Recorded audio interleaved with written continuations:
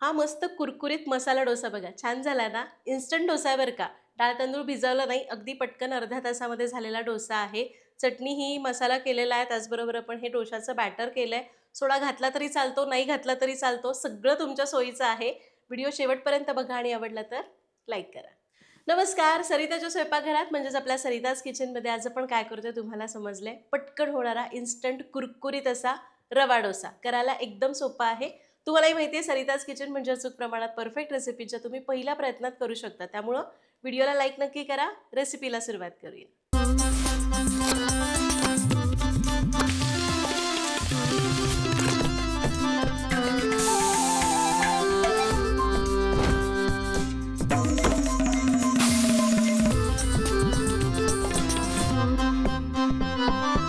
Instant रवा मसाला डोसा करायचा आहे. पहिल्यांदा आपण डोशाचं बॅटर करायचं, त्यासाठीचं साहित्य बघू.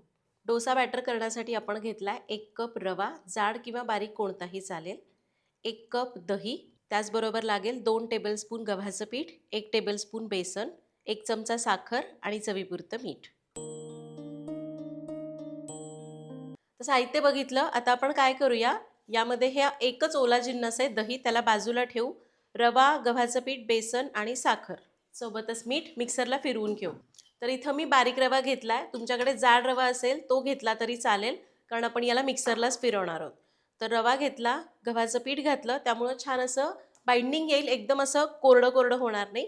आणि बेसन, ज्यामुळं छान कुरकुरीतपणा येईल. सोबतच घालायची आहे साखर, ज्यामुळं येतो छान रंग. आणि चवीपुरतं मीठ, जे चव देतं. आता काहीही पाणी वगैरे घालायचं नाही, याला आधी कोरडंच फिरवून घेऊया. आणि हे घ्या, याला मी असं बारीक करून घेतलंय, एका भांड्यामध्ये काढूया. तर बघा असं बारीक झालंय. एकदम मैद्यासारखं बारीक नको, हलकं हलकं रवाळ पाहिजे. लाडूचं पीठ कसं असतं तसं. हे घेतलं. आता यामध्ये घालायचं आहे दही. दही घेताना हलकं आंबट दही घ्या आणि थोडं थोडं दही घालूया आणि याला मिसळून घेऊ. आपल्याला गुठळ्या मोडत मोडत हे दही याच्यामध्ये मिसळायचं आहे. आणि याचं आपण इडली डोशाला नेहमीचं बॅटर करतो ना, डाळ तांदूळ भिजून, तसंच बॅटर करायचं. दही मिसळलं, उरलेलं दही घालूया. जेवढा रवा तितकं दही घ्या किंवा थोडंसं कमी घेतलं तरी चालेल. सगळं दही घातलं. आधी याला चांगलं मिसळून घेऊ आणि गरज लागेल तसं वरनं पाणी घालू. आणि हे घ्या, दही घालून याला मिसळलं. हे इतकं घट्ट झालंय. दही थोडं पातळ असेल तर अजून पातळ होईल. आता यामध्ये गरज लागेल तसं पाणी घालूया आणि इडली डोशासारखं बॅटर करूया. गुठळ्या मोडत मोडत याचं बॅटर करू. आणि हे घ्या, याला आपण मिक्स करून घेतलंय. हे बघा, इतपत असं मी सैल ठेवलेलं आहे. खूप जास्त पाणी लागलं नाही, अगदी अर्ध्या कपालाही थोडंसं कमी पाणी लागलं. दही कितपत पातळ आहे यावर तुम्हाला पाण्याचं प्रमाण कमी जास्त करावं लागेल. याला आपण अशा कन्सिस्टन्सीने भिजवलंय. यावर झाकून याला अर्धा तास भिजून देऊया. रवा भिजतोय तोपर्यंत आपण यासाठी लागणारा मसाला म्हणजे बटाट्याची भाजी करूया. त्यासाठीचं साहित्य सांगते. डोशाच्या मसाल्यासाठी आपण घेतली आहे अर्धा चमचा मोहरी, अर्धा चमचा जिरं, 1 चमचा उडदाची डाळ, 1 चमचा हरभरा डाळ, थोडासा हिंग, 2-3 लाल सुक्या मिरच्याचे तुकडे, पाव चमचा हळद, चवीप्रमाणे मीठ. त्याचबरोबर इथं मी 2 लहान कांदे उभे पातळ कापून घेतले. सोबतच 4-5 बटाटे उकडून घेतलेले आहेत आणि लागेल कोथिंबीर. साहित्य बघितलं. आता आपण भाजी करतोय. त्यासाठी कढईमध्ये घेऊया 2 चमचे तेल, जे आपलं सरिताज किचनचं लाकडी घाण्याचं आहे, जे शुद्ध पारंपरिक आहे, ज्यामध्ये आपण केमिकल्स वापरत नाही. एकदा जरूर वापरून बघा. ऑर्डर करण्याची लिंक डिस्क्रिप्शन बॉक्समध्ये दिलेली आहे. तेल गरम झालं. यामध्ये घालूया मोहरी. मोहरी चांगली तडतडू द्या. मोहरी तडतडली, जिरं घालूया, हिंग, उडदाची डाळ, हरभऱ्याची डाळ, कढीपत्ता घालायचा, थोडंसं परतायचं. डाळी खूप करपवायच्या नाहीत. यामध्ये लाल सुक्या मिरच्या घालायच्या आणि घालूया उभा पातळ चिरलेला कांदा. थोडीशी कोथिंबीर फोडणीमध्ये घालायची. आता कांदा आपल्याला खूप परतायचा नाही, हलका असा गुलाबी परतायचा. तुम्ही कांदा डार्क परतला तर मग भाजीमध्ये कचकच लागते. गॅस मोठाच ठेवते मी आणि कांदा 2-3 मिनटं परतून घेते. आणि कांदा आपण खूप जास्त परतला नाही, थोडाच परतला. यामध्ये जाईल हळद याच्यामध्ये मिसळून घेऊया. आता या मसाल्यामध्ये किंवा डोशाच्या या भाजीमध्ये थोडंसं पाणी घातलं जातं. खूप कोरडी नसते, खूप जास्त नाही. पाव वाटी किंवा अर्धी वाटी पाणी घातलं. याला मिक्स करून घेऊया आणि 2 मिनटं परतूया. हे बघा, पाणी घालून याला 2 मिनटं परतलं. आता गॅस कमी करून यामध्ये घालायचा आहे बटाटा. उकडून घेतलेला बटाटा आहे. फोडी करून न घालता आपल्याला हाताने मोडून घालायचा आहे. असं केल्यामुळं काय होतं, बटाटा आहे ना थोडासा असा याच्यामध्ये सुटतो आणि त्याला छान दाटसरपणा येतो. उकडलेला बटाटा घातला. आता यामध्ये जाईल चवीपुरतं मीठ आणि याला मिक्स करून घेऊया. हे बघा, बटाटा मिसळून घेतला. गॅस कमी करूया, यावर झाकू आणि 1 ते 2 मिनटं वाफ काढू. 2 मिनटाची वाफ काढली, बघूया. आणि हे बघा, आपली ही डोशाची भाजी तयार झाली आहे. फक्त तुम्हाला पाहिजे तर थोडंसं असं असं उलथण्याने मॅश करून घ्या, म्हणजे मग ना ते टेक्स्चर अगदी परफेक्ट येईल. यावर घालूया चिरलेली कोथिंबीर. गॅस बंद करूया. आपला हा डोशाचा मसाला म्हणजे बटाट्याची भाजी तयार झाली. दिसते ना छान. डोशाचा मसाला झाला. आता करूया चटणी. त्यासाठीचं साहित्य सांगते. डोशासाठी नारळाची चटणी करतोय. त्यासाठी लागेल अर्धी वाटी ओला नारळ, 2 चमचे फुटाण्याची डाळ, 1 इंच आलं, 2-3 हिरव्या मिरच्या, चमचाभर जिरं आणि चवीपुरतं मीठ. फोडणीसाठी आपण घेतली अर्धा चमचा मोहरी, पाव चमचा हिंग आणि कढीपत्ता. साहित्य बघितलं, रेसिपीला सुरुवात करूया. तर आता सगळ्यांना चटणी कशी करायची माहितीच आहे. मिक्सरच्या भांड्यात घेऊया ओला नारळ, फुटाण्याची डाळ, आलं, काही जणांना लसूण आवडतो, 1-2 लसणाच्या कुड्या घातल्या तरी चालतील, हिरवी मिरची आवडीप्रमाणे कमी जास्त करा, जिरं, चवीपुरतं मीठ. अगदी थोडी कोथिंबीर घालते आहे. तुम्हाला पांढरी पाहिजे तर कोथिंबीर नाही घातली तरी चालेल. यामध्ये घालूया पाणी आणि याला बारीक करूया. आणि हे घ्या, आपली चटणी तयार झाली. रंग मस्त आलाय. तुम्हाला पांढरी पाहिजे असेल एकदमच शुभ्र तर फक्त कोथिंबीर घालू नका. आता याची फोडणी करूया. तर फोडणीसाठी 2 चमचे तेल तापत ठेवलंय. त्यामध्ये घालूया मोहरी. मोहरी तडतडली. गॅस कमी करून हिंग घालूया. गॅस मी बंदच करते. कढीपत्ता घालू आणि फोडणी चटणीवर होतो. मस्त चरचरीत फोडणी बसली. चटणीमध्ये मिसळायची. आपली डोशाची चटणी तयार झाली. तर साधारण एक अर्धा तास आपण हे पीठ भिजू दिलं आणि हे बघा असं आपलं पीठ तयार झालेलं आहे.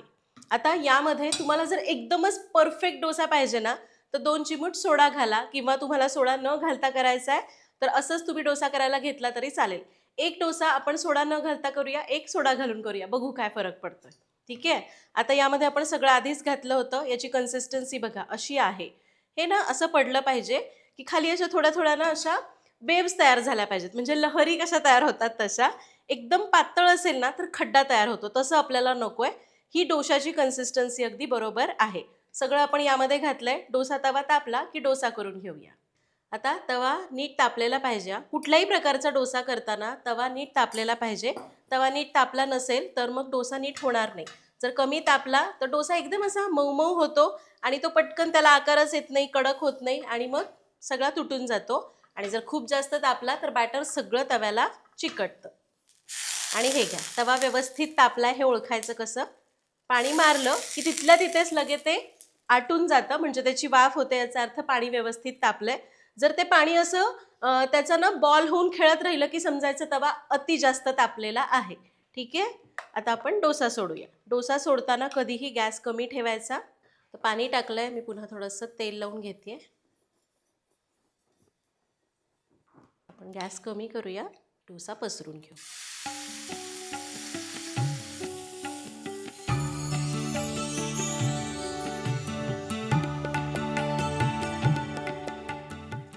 डोसा पसरून झाला. आता गॅस आपण थोडासा वाढवतोय, किंवा तुम्ही कमी ठेवला तरी चालेल. आता याच्या कडा सुकेपर्यंत याच्यावर तेल घालायचं नाही. तर बघा 15-20 सेकंदांनी कडा सुकल्या की मग याच्यावर तेल सोडायचंय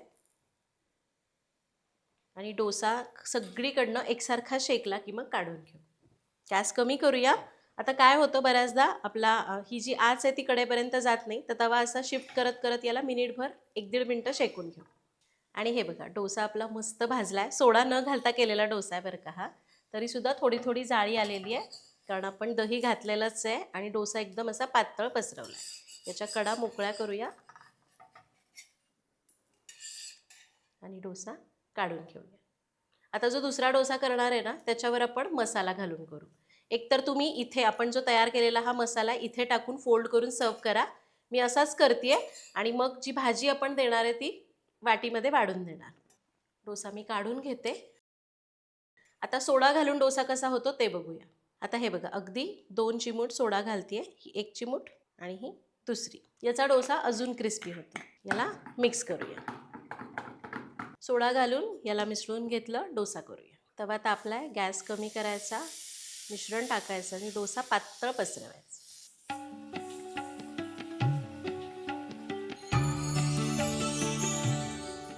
होतोय ना एकदम छान. अगदी मगाशीप्रमाणेच गॅस मध्यम, कडा सुकून देऊया. आता कडेने सोडायचं तेल आणि डोसा मंद आचेवर सगळीकडनं शेकून घ्यायचं. आणि हे बघा डोसा मस्त भाजलाय. अगदी हे डोसे आहेत ना आपले डाळ तांदळापेक्षा पटकन होतात. याला काढून घेऊया. एकदम क्रिस्पी डोसा झालाय. तुम्हाला कळत असेल याचं टेक्स्चर. आता मी गॅस बंद करते. यावर आपण घालूया तयार केलेला मसाला.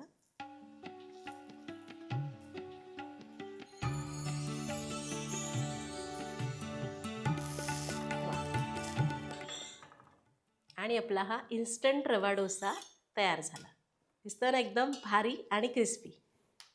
आवाजावरून समजलं ना. आणि आपले दोन्ही डोसे तयार आहेत. हा आहे बिना सोडा घातलेला डोसा. हा पण छान क्रिस्पी झाला आहे, तुम्हाला दिसतंय. आणि हा आहे सोडा घातलेला डोसा. तुम्हाला जो हवा तो तुम्ही करू शकता. बघितलं किती सोपं आहे. रवा, गव्हाचं पीठ आणि बेसन मिक्सरला फिरवायचं. गव्हाचं पीठ नसेल घालायचं, नाही घातलं तरी चालेल. त्याऐवजी थोडं तांदळाचं पीठ घाला. हे सगळं मिक्सरला कोरडंच फिरवायचं. साखर, मीठ घालून, दही घालून याला बॅटर करायचं. अर्धा तास भिजवायचं. सोडा घालायचा तर ते घालून डोसे करा, न घालता करा, कसाही चालेल. तर तुम्ही सुद्धा ही इन्स्टंट डोशाची रेसिपी नक्की करून बघा. मस्त असा डोसा, त्याच्यावर तो मसाला म्हणजे बटाट्याची भाजी आणि सोबत नारळाची चटणी.